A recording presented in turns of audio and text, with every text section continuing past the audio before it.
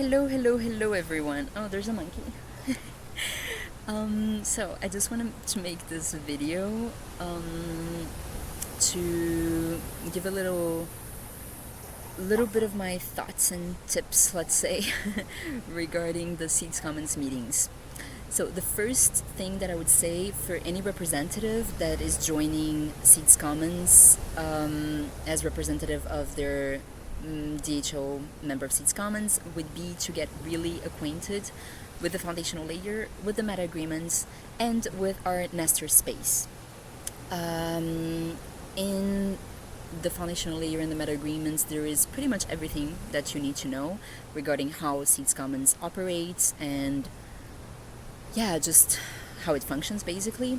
And in the Nestor space, we have the logs of our meetings with some of the actions that are taken, potential projects that are going to be taken and are going to be logged there by the scribe. And we also have the three essential roles of Seeds Commons: facilitator, scribe, and treasurer. So that would be my first advice. And next to that, I would like to talk about the creative tensions, which is, in my opinion, a beautiful way of dealing with meetings in groups. And it's quite different than what we're used to seeing and practicing in the Seeds ecosystem up until now.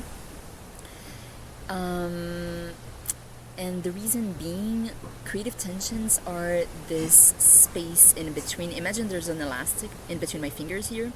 It's this space between the reality that you see today and the reality that you wish to see created.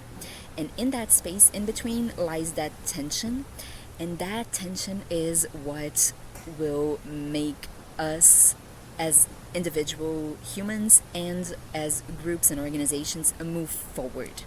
It's that tension that is a creative tension, that's why we call it like that, that is a beautiful, fiery energy of moving forward.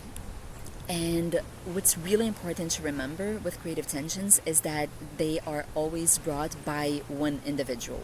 Even when sometimes it seems like they belong to a group or they belong to the DHO and that the person is representing their DHO, so they're bringing the tension for the DHO, it's really beautifully important to remember that it's always brought by one individual. We are individual humans, we have individual perspectives, and even when it seems that it's very similar, it usually isn't, and it can create potentially a lot of confusion and a lot of going over the same questions for a long time when we mix that and put the tensions or the agenda items being brought to the group and just being thrown out there to be solved by the group. And it's also beautifully empowering for the individual that is bringing that tension forward to know that you have full responsibility and sovereignty to solve that tension. So to see that reality that you see, to understand where you want to go with that, what you think the best course of action would be and the best reality could be, and to try to figure out, okay, how do I get there?